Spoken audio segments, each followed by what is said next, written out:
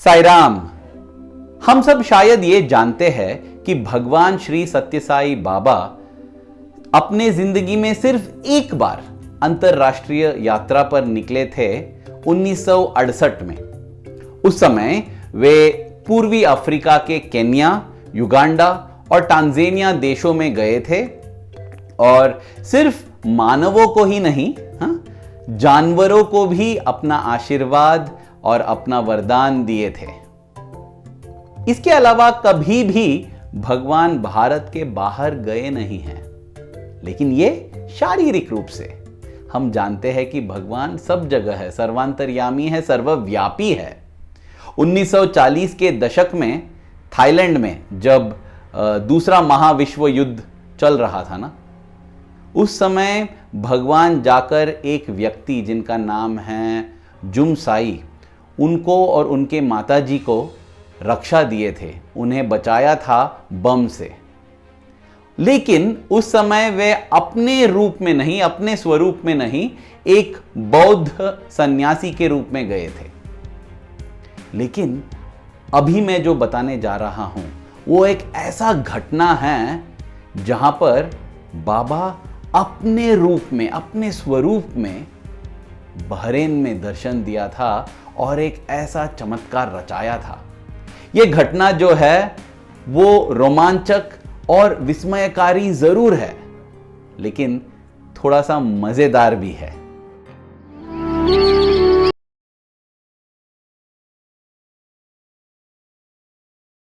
ये अनुभव हुआ था द्वारकानाथ जी को, जो 1981 में बहरेन में भगवान श्री सत्य साई बाबा का सबसे पहला सत्य साई सेंटर खोला था कुछ भक्तों के साथ मिलकर। 1982 में उनको एक सुपुत्र का जन्म हुआ जिनका नाम उन्होंने रखा साई गोपाल। साई क्योंकि वे साई भक्त थे, गोपाल क्योंकि उनका परिवार और उनका ससुराल के सभी सदस्य वैष्णव थे, वे विष्णु भक्त थे, इसलिए गोपाल श्री कृष्ण का नाम रखा गया। उसका एक साल बाद 1983 के मार्च में जब साई गोपाल का पहला जन्मदिन था, वो मनाने के लिए और अपने पोते के साथ कुछ समय बिताने के लिए द्वारकानाथ जी के ससुर और सासू मां भारत के नई दिल्ली से मनामा, बहरेन आए। और जैसे मैंने कहा, ये तो विष्णु भक्त थे और उनकी भक्ति जो है सिर्फ एकमात्र विष्णु की ओर था, इसलिए वे अपने भगवान श्री सत्य साई बाबा को मानने के लिए तैयार नहीं थे। शायद अगर उन्हें बताया गया होता कि भगवान बाबा विष्णु के स्वरूप है, शायद मान लेते, लेकिन द्वारकानाथ जी ने उन्हें कहा कि ये तो शिव शक्ति स्वरूप है।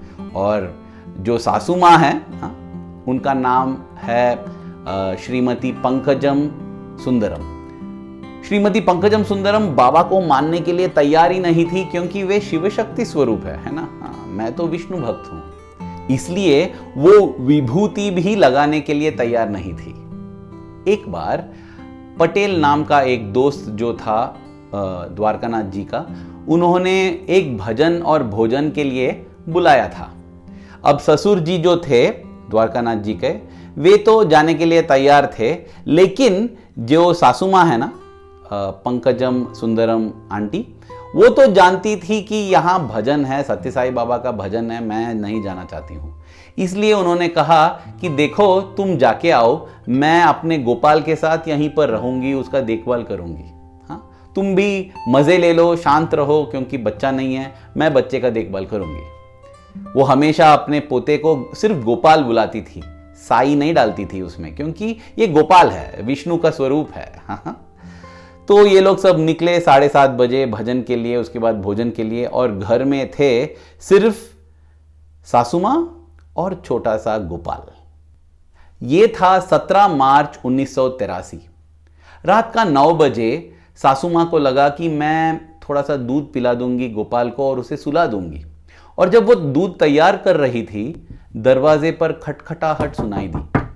ये सोचने लगी कि कौन है इस समय खटखटा रहा है दरवाजा, और वो खटखटाते ही जा रहा था निरंतर।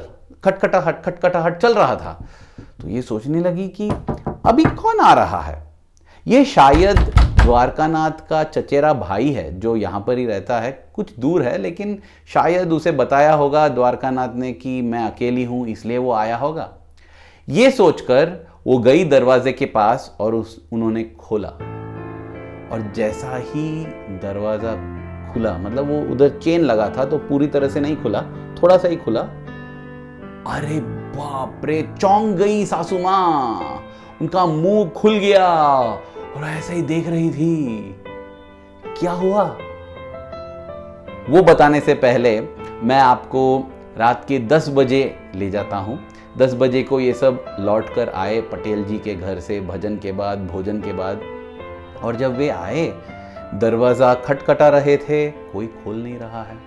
उन्हें लगा कि शायद सासू माँ और गोपाल दोनों सो गए हैं, इसलिए उनके पास एक डुप्लीकेट चाबी था जिसके साथ उन्होंने दरवाज़ा खोला। और जैसे ही अंदर आए, उनके सामने उधर बैठी है सासू माँ, श्रीमती पंकजम सुंदरम वहीं पर बैठी है डाइनिंग टेबल के पास, और उनके सर पर पूरा विभूति लगा है और वो कांप रही है।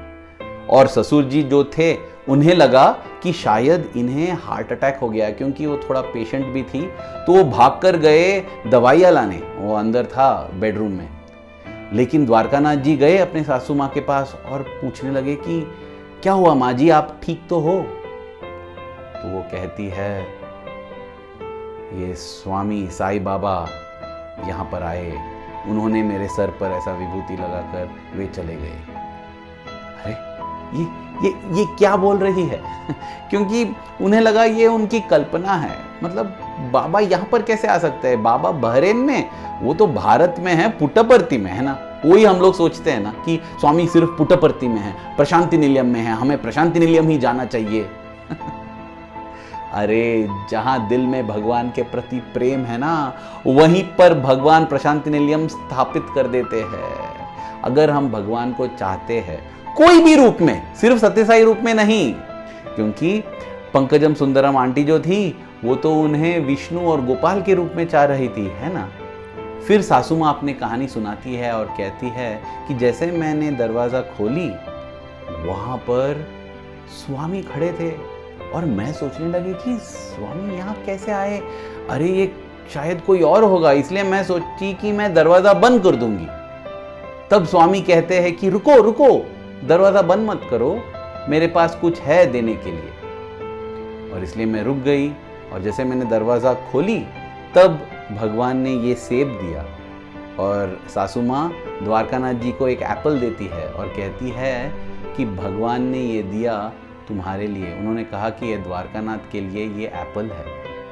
उसके बाद उन्होंने मुझे आशीर्वाद दिया। फिर ये विभूति सृष्टि करके मेरे पूरे माथे पर लगा दिया उन्होंने। और उसके बाद वे बस जैसे आए थे वैसे ही चले गए। मैं सोची कि शायद स्वामी यहाँ पर आए हैं, लेकिन मैं जानती हूँ कि वे भारत में हैं, है ना? हाँ माँ जी, वे तो भारत में ही हैं, लेकिन क्या ये सपना नहीं था? फिर वो कहती है, अगर सपना है क्या मैं विभूति लगाऊंगी? हाँ। तब द्वारकानाथ जी को लगा, हाँ ये अपनी जिंदगी में कभी भी विभूति नहीं लगाई है। उसके बाद सासू माँ कहती है, अगर विभूति लगाना भी है ना, क्या मैं ऐसे लगाऊंगी कोई शिव भक्त के रूप में? नहीं, मैं ऐसे लगाऊंगी ना, ऊपर से नीचे। क्योंकि ये भी है, हाँ, वैष्णव और शैव भक्तों में फर्क कि एक अपना माथे पर ऐसे लगाते हैं, दूसरे ऐसे लगाते हैं। हाँ। तो वो कहती है, क्या मैं ऐसे लगाऊंगी? हाँ ये तो ठीक है, ये तो सही बात है। अब द्वारकानाथ जी को लगने लगा कि कुछ तो हुआ है यहाँ पर। फिर उन्होंने कहा कि हाँ अभी माँ जी आप सो जाओ, आप आराम करो, कल देखते हैं क्या हुआ। अब द्वारकानाथ जी के घर में ना एक ऐसा फोटो लगा हुआ था जिसमें स्वामी बैठे हुए हैं और उनके हाथ में एक एप्पल है। इसलिए द्वारकानाथ जी को लगा कि शायद सासू माँ अपना कल्पना कर रही है या नींद में सपना आया होगा, और एप्पल तो घर में था ना, घर में था, शायद था, इसलिए मिला होगा। ये सब विचार चल रहे थे क्योंकि उनके पास कुछ प्रूफ नहीं था। कैसे पता लगाया कि स्वामी ही स्वयं आए थे? वो प्रूफ उन्हें मिला कुछ ही दिनों में, क्योंकि 1-2 दिन के बाद उनके घर में जो भी स्वामी का फोटो लगा था ना, उससे विभूति बहने लगा, इतना विभूति आने लगा।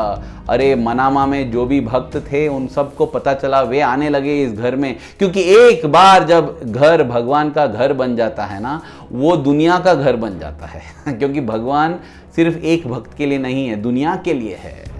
हाँ, तो सभी लोग आने लगे, ये विभूति पाने लगे। तब एक भक्त जो थे जिनका नाम है विनोद पासी जी, बाद में सेंट्रल ट्रस्ट के फिनेंस डिपार्टमेंट में हेड भी बन चुके थे, वे उस समय बहरीन में थे। उन्होंने ये सलाह दिया कि द्वारकानाथ जी, तुम ये जो हुआ है ना, ये सब लिखकर प्रशांति निलयम में सनातन सारथी के लिए भेज देना, क्योंकि सनातन सारथी जो है ना वो मैगजीन, उसमें जो भी भक्तों का अनुभव है वो सब छपता था, और जो भी अनुभव हुआ है वो भेज सकते थे। तो उन्होंने कहा कि तुम भेज दो, देखेंगे क्या होता है, कि कह दो ये हुआ है अपने सासू माँ के साथ। और द्वारकानाथ जी ने वही भेज दिया ये आर्टिकल।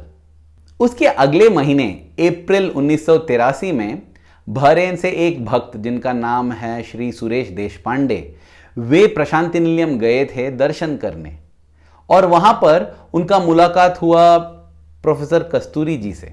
जब कस्तूरी जी को पता चला कि ये जो भक्त है वे बहरीन से आए हैं, तब उन्होंने कहा कि अरे, तुम्हारे बहरीन से एक चिट्ठी आई है जिसमें ये लिखा गया है कि भगवान आकर वहां पर एक औरत को दर्शन दिए, विभूति दिए, सेब देकर चले गए। हाँ, तब सुरेश जी को ये लगा कि हाँ, मैं जानता हूं ये। क्या कस्तूरी जी, ये आर्टिकल जो है वो सनातन सारथी में छपने वाला है? तब कस्तूरी जी कहते हैं कि उतना आसान नहीं है, जो भी आर्टिकल आता है ना, जो भी लोग लिखकर भेजते हैं, तब भगवान देखते हैं, और अगर भगवान अनुमति दे तब ही वो छपेगा। बस ये हुआ था।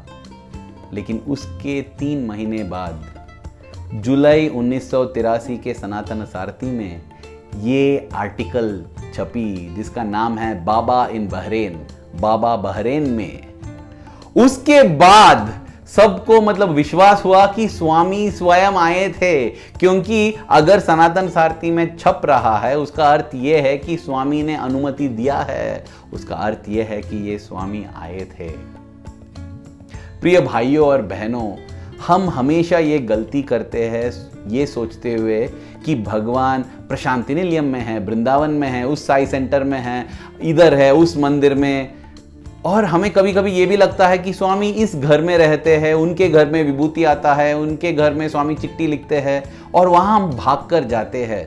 कस्तूरी कुंडल बसे मृग ढूंढे बन माही, ऐसे घट घट साई है दुनिया देखे नाही।